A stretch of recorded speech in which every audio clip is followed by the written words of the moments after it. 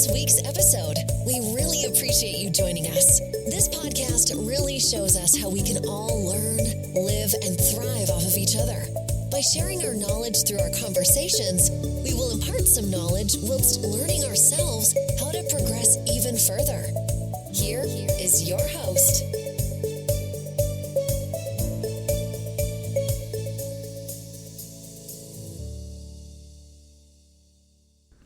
Hey guys, thanks for tuning in to Mind Hostage, a podcast where we talk about a variety of subjects, including self-improvement and self-development, overcoming life adversity. And we've had many great guests who have talked about their adversity and how they've overcome it and found their purpose in life. We talk about PTSD in the public safety arena, meaning the police, fire, and EMS primarily, but also those members of our military or people who have just experienced some traumatic events in life and are having a hard time with those attachments. In our new series that's coming out in a couple of weeks, titled Journey to the Other Side, it follows suit with the subject of the book that I'm working on that studies near-death experience and the afterlife, where folks have been clinically dead, gone to the other side, to the spirit, to the afterlife, and have come back and talked about it. So you guys aren't going to want to miss this. It's pretty amazing. Today I'm going to talk about the ego. I've talked about this before in previous episodes, but it's a very major issue that we have to deal with on a daily basis, and oftentimes we don't recognize that what we're dealing with inside is part of the ego.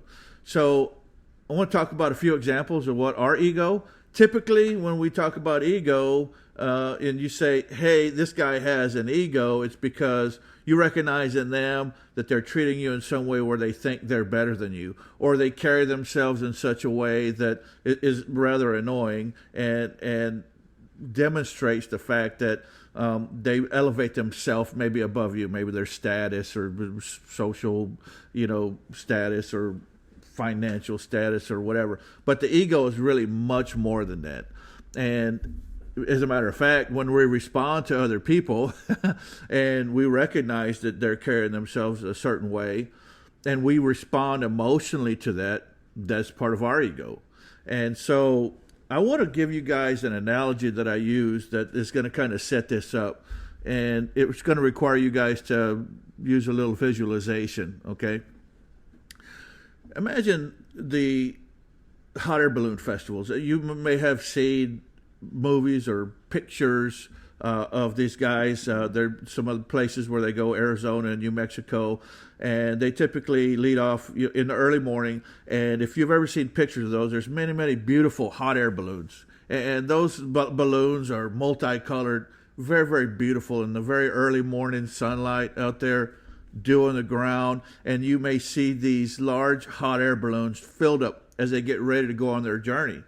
And these hot air balloons, while they're filled up and ready with all the potential to be able to go on their journey and to be released so that they can follow the wind, whatever these guys do. I'm not getting in one, but the point is these balloons are tethered to the ground, usually on four corners. They have a basket, and in that basket, I'm sure they have some supplies, some things to help them navigate. They've got, the burner and the fuel that they use to create the hot air that causes these things to rise. But these balloons are full of hot air and ready to go on their journey. And when they're ready to go, they simply they cast off whatever sandbags or additional weight that they have so they can gain altitude. They have to cut their tethers, drop their ropes, or haul them in, whatever is required for these things to go on their journey. Until they do that, though, these things are just full of the air and they're full of the potential to be able to elevate, but they can't because they're tied down. And so this is a real good analogy about us as people, as humans, and as souls, because we are all individually full of the potential to be able to elevate ourselves, both spiritually, and as a human, for self-development, to increase our knowledge in any particular subject, to increase your spirituality, and to be able to grow to higher levels. The problem is that we each are all tethered down, just like these hot air balloons.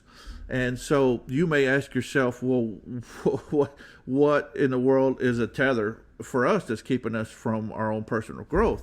And I have to tell you that these tethers that we are personally bound with are the things like the ego, the fears of the future, unforgiveness, anger, jealousy, greed, all these things, these attachments that we have. No matter how much money you have, no matter how much potential you have, no matter what job opportunities you have, no matter how smart you may be, nothing can prepare you for your journey and allow you to ascend on that journey, to increase your knowledge, to use it successfully, to tap into the spirit, to grow spiritually, until you are able to address these attachments. The ego is one of those major attachments, but these other things like the angers and the jealousies and the doubts and fears are all part of that. And you're thinking, why? How can these things be attached to the ego? Well, let me explain it. So from the time we're born into this world, as a child, we are starting to be programmed. So we are programmed in a way that we're told by adults what we can and can't do. We're taught our limitations, right? Because our parents fear for our safety. They limit you in the things that you do because they may be unsafe. Maybe your parents had their own limitations, and so they're fearful. They think that you can only live within the confines of their limitations, so they restrict you. You go to school, you're around other friends, you're around teachers, you're around other family members, and these people will all feed into your subconscious. They feed into your limitations. They tell you what you can and cannot do, most typically based on their own past experiences and their own egos. And so the programming begins. You will do some things along the way that you may fail, which goes right into our ego. It goes into our programming. Because we failed at something, we hit the top and we limit ourselves. And oftentimes never try to journey beyond that or attempt to go beyond that again because it was uncomfortable. Everything that we do with regard to how we see ourselves are tied to our ego.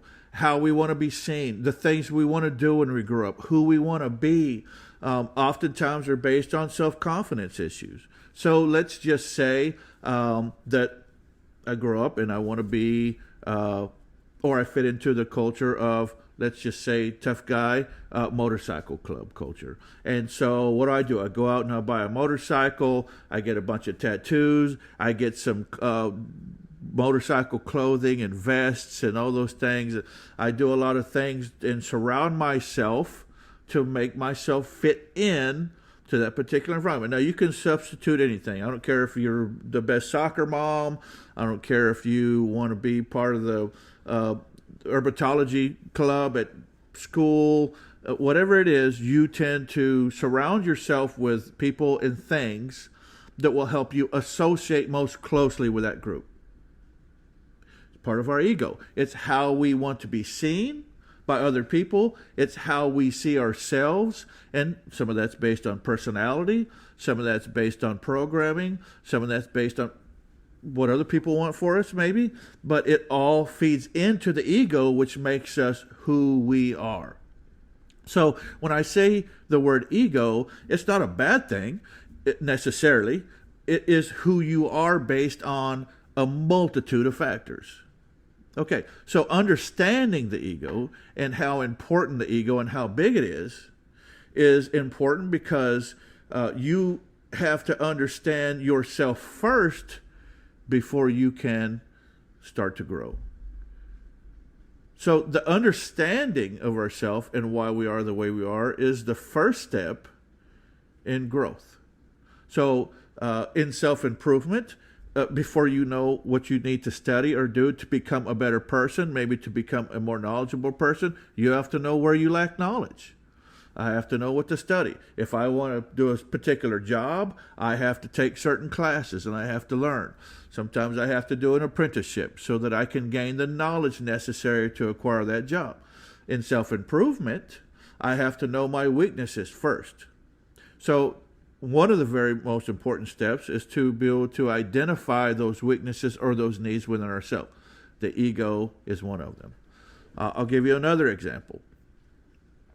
Let's say that I'm having a discussion with someone and they disagree with my opinion. And they say something untoward to me that causes a reaction, right? Because nobody likes to be disrespected or talked to in a certain way, or someone to blatantly disagree with you. And so I have an emotional response, right? I'm offended in some way because they said something. Maybe it was the way they said it. Maybe it was what they said. Maybe it was just a look on their face. It could be anything. I got an emotional response out of that. And now we have a conflict. So the thing to ask yourself is, was it what they said that was the issue?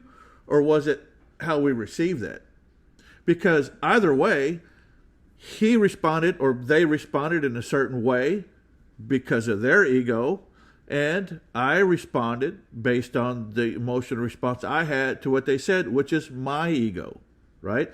You offended something maybe that affected how I see myself. Maybe it affected how I felt about the knowledge that I had, that I felt my knowledge was superior than theirs.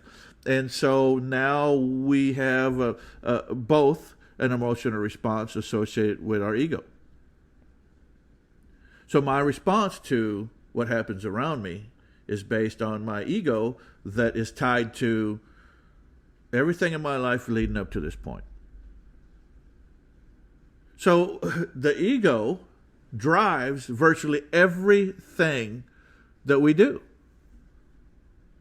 How we see ourselves, the fears that we have because of failure, which keeps most people stagnant, right? How we respond to things. And you probably work with some of these people. I do, and I have. Maybe somebody who wants to elevate themselves at work. And based on their experience and their personality, they do that in a way, and maybe in a passive-aggressive way, where they step over other people. Maybe they take credit for things that they didn't do, or they want to make sure that people know that they are responsible for maybe an idea or something. They want to make sure that they're in the spotlight and recognized for that. Maybe some people will create a little island for themselves at work where they won't share certain information because the need to protect themselves in their job, or what they perceive as a safe zone, right? If other people don't know how to do my job, I make myself more valuable. And what they don't realize is that is all 100% about their lack of self-confidence, and it's about their ego. And here we go through life, bumping into people and having an emotional response based on everything that we have around us, based on the people that we deal with and the circumstances. And we're making decisions and having emotional responses based on those interactions, which are all tied to our ego. Now, in religion, we call it something else. We call it sin. And you say, whoa, how are those things two aligned? Well, let me tell you. I say ego, you say sin. The sin in man are the things that cause him to lead to anger, an emotional outburst, right? So on one hand, my emotional response based on some kind of stimuli caused me to become angry.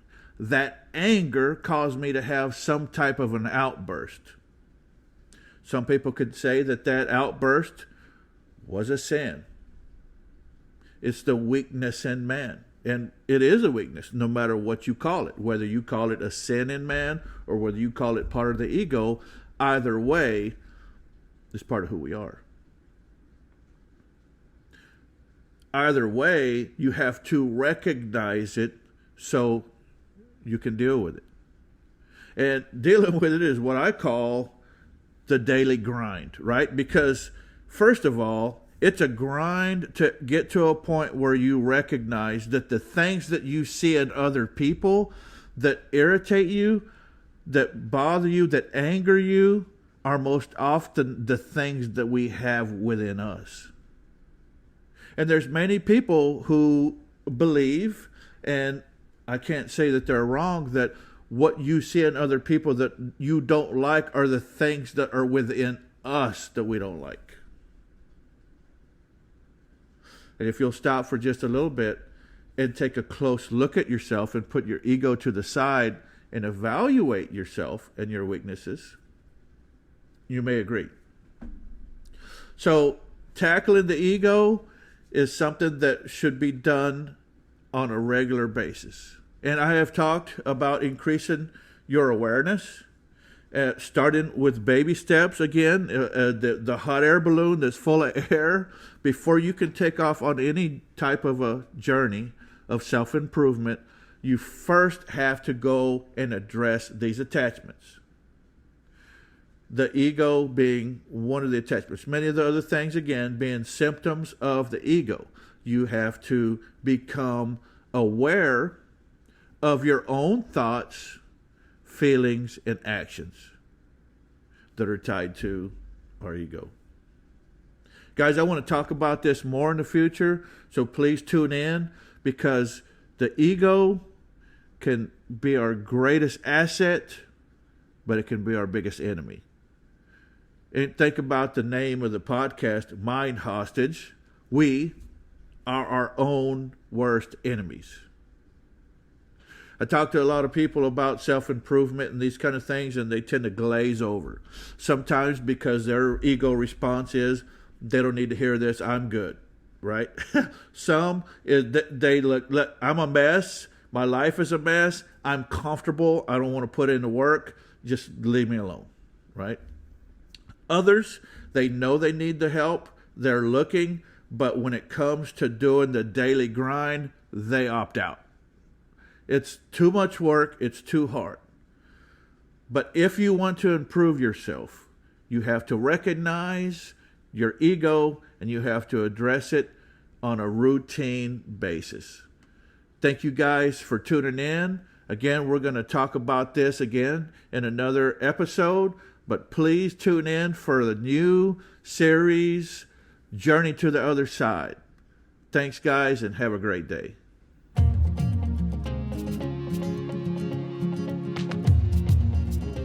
Loved what you've heard on this week's episode? Well, the answer is simple. It would mean the world to us if you could head over to iTunes and leave us a 5-star review and feedback. Spreading the word really is the best way to grow our podcast and achieve even greater things. Thank you.